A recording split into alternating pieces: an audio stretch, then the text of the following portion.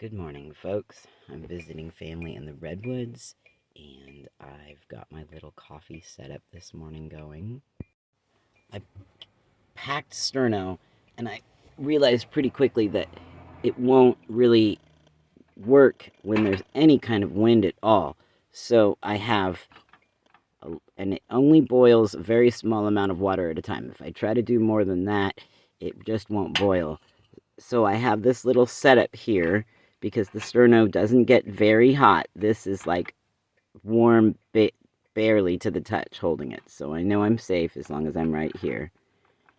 That does get a little warm. And then I pour the water into my little filter to make coffee. And then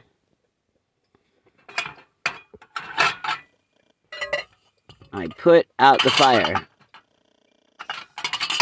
The fire's put out. I'll just let that little burner cool for a minute before I touch it. And the lid goes back on the sterno for the next time I want to make coffee. And it all ends up in the cup.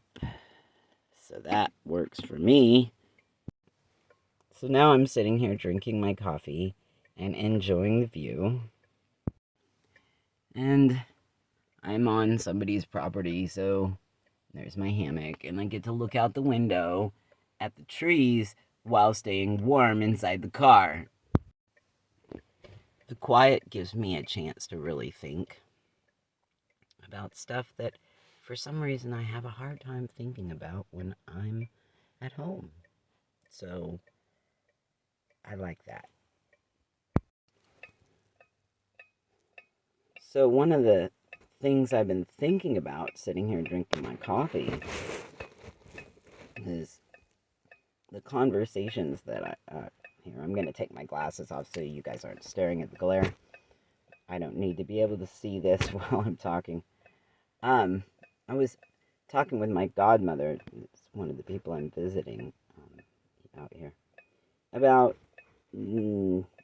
things that came up when I was a kid, and things that came up with our kids when her kid was young, when my kids were young, and patterns, behavior patterns, and whatnot.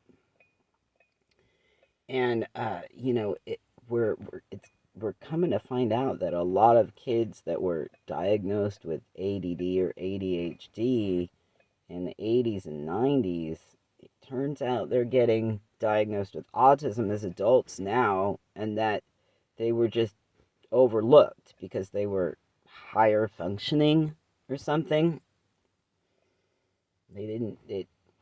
People didn't know, I guess.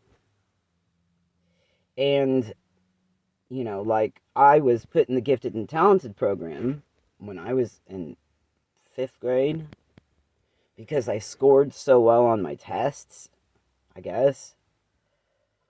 But then I got kicked out of the program because I didn't do the extra homework. There wasn't anyone at home to help me with my homework. No one ever asked me if I needed help with my homework until I was in high school. And I went to live with my mom, and I was having problems getting my homework done, and the and nobody understood why, because supposedly I was so smart, and they thought I was just a bad kid, rebellious or whatever. Yeah, of course I was a rebellious teenager. Most teenagers are.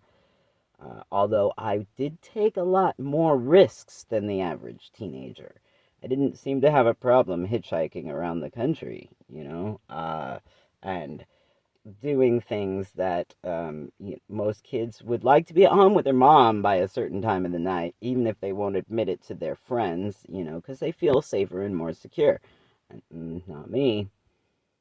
But regardless,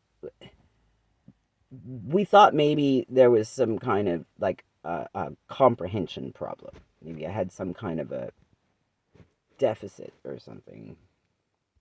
So, my mom helped me by having me read my assignments out loud to her instead of reading them to myself. You have to read the stuff and then do the work, answer the questions, right? So I would read out loud to my mom what I was supposed to be reading from my homework, and I didn't have any problem understanding it. And if there was a word that came up that I didn't understand, we'd talk about it, or I'd look it up or whatever, and then we'd move on, which was really helpful. I mean, that's the type of help with my homework that I had needed all along, and I didn't get because I was one of those latchkey kids. And I mean, I'm not mad at my parents. They didn't know any better, and honestly, when my dad worked so much, you have to work so much to be able to just pay the bills, and of course it's gotten, you know, a lot worse now than it was when I was a kid. But still, it's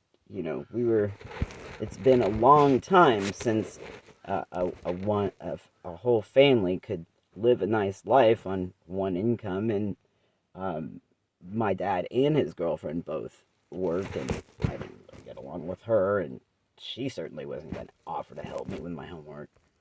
The point is what I realized is that I have since developed an affinity for reading out loud. I really enjoy reading out loud.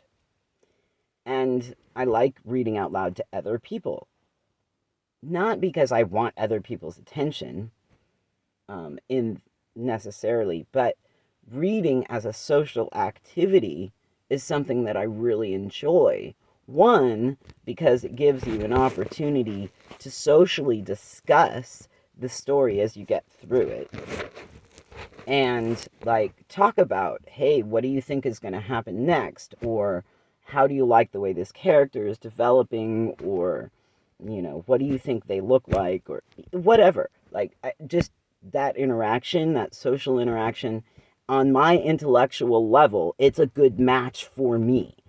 I really enjoy that, and being around other people that like to read out loud or listen to other people read out loud, like poetry readers and stuff. I've grown as an adult to really like things like that because it matches, right, with the way my brain comprehends literature.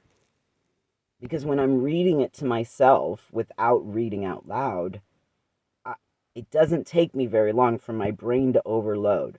Trying to read the words and understand them for some reason, like I could read a magazine article, a short article, poems, whatever. It's no big deal to myself. But to sit down and read a book to myself, it's so hard for me. Reading out loud is not the same. I don't have to comprehend it to pronounce the word. I don't even have to know what the word means to pronounce it. I can read it out loud. I think it's a different part of my brain that is reading out loud. And then when I comprehend it, what I'm comprehending is not what I read, but what I heard. And it doesn't matter that it was my voice that heard it, that made the sound. It could be somebody else reading out loud, and it would still be the same for me because what I'm comprehending is what I'm hearing, not what I'm saying and not what I'm reading. And the action of saying the words out loud that I see on the paper and the action of understanding the words that I'm hearing are two different functions in my brain. I'm convinced of that now. Because I could read out loud as long as I've still got water or something to drink to keep my mouth from getting parched. I could do that for a very long time.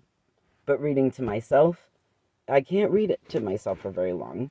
And consequently, over the years, since I found less and less people that like to read out loud together, I read a whole lot less than I used to, which kind of bothers me because there's a lot that you can gain from books.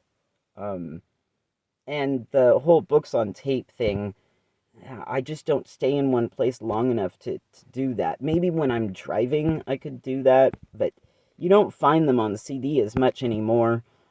Everything is through the internet, and everything is a subscription service that you have to pay for, which after a while that really starts to bother me. I liked the idea of the CD that you could listen to, and then you could listen to it again if you wanted to, or you could give it to somebody else for them to listen to, or whatever. But like a book, you could pass it along, or just keep relishing it. You shouldn't have to pay for it every single time. You paid for it the first time, that's it. I don't like the way the new stuff is going. But anyway, about the reading thing and the comprehension thing, I just think that, like, this is one of the many little red flags that that was overlooked when I was a kid, because for whatever reason, I don't know. I think that when I was a little kid, we just thought autism was one little tiny part of what is the full spectrum, and everything else was just kids being bad, or having attention problems, or whatever, just acting out like it was the kid's fault. And like, we were punished for that or ignored. With me, it was ignored. I tried real hard not to do that to my kids, and I took them to the doctors, and I asked the questions, and I talked to the school counselors, and I asked the questions, and we got the IEPs, and they still overlooked the autism. And it's causing real problems trying to live in this capitalist society, because it's really hard to do something that doesn't make sense. And this crap does not make sense. Like, it doesn't. There is no logical reason to treat some people differently. There is no logical reason to only give food or shelter to some people. There's no logical reason to discriminate. There's no logical reason to not be inclusive. There's no logical reason to not care for everyone. There's not. And I can't do it if it's not logical. I am not capable. My brain will, like, short out, and I go into rebellion mode or something. Like, I can't, no, I don't want to say the words here on the video, but yeah, it's not functioning the way society wants me to. I can't do that because my brain just stops. I might as well be a street crazy at that point for anybody talking to me, because my brain is not cooperating. If you try to force me to do something that is not logical, it does not make sense. You have to make it make sense. And all these right-wing nut jobs, the explanation that they use to make it make sense is circular reasoning that isn't logical, and therefore it doesn't work on me. It only aggravates me and makes me want to go away from them and disappear into the woods somewhere. And I'm sure they would love it if we would all just go away, but then the country would be at least half empty, and there wouldn't be enough workers. Probably, which is why they're forcing birth, so that they can increase the population enough that everyone is miserable enough that they're forced by their situation to comply, because it's the only thing they can do to survive. We've seen this in history before. Not here in the Americas. That would be over. Just take a look at the Roman Empire. Study history for a little while. But not American versions. It's not correct. Why don't you look up a book from a library in Europe? It's more likely going to be telling you the truth. Anyway, that's my morning ramblings on with coffee, and I just figured I would share with y'all so you can see a little bit better what my mind looks like. And if you are intrigued by it and you want to hear more, you could subscribe to my page. Go to my website, abstractperspectives.weebly.com. I have artwork on there. I have links to where you can buy stretch canvases, prints of my artwork. You can buy merchandise that is inspired by my artwork, and also the 2 books that I've published so far. They're fictionalized memoirs of earlier in my life, and I do have more books that I'm working on right now, but I am a scatterbrained person, so sometimes these projects take years. The first book took me 7 years from the time that I started writing it to the time that I got it published, but then I got a little manic and it took me a year to publish the second book. So it's been another year or so since then, and I'm been painting more and doing more videos, and I am writing some. And anyway, if you want to check out the stuff that I do, please subscribe. I'm also on Patreon, TikTok, and Facebook. Um, and it's all abstract perspectives. So I hope you have a fantastic day. Much love, folks. Good morning, folks. I'm visiting family in the Redwoods.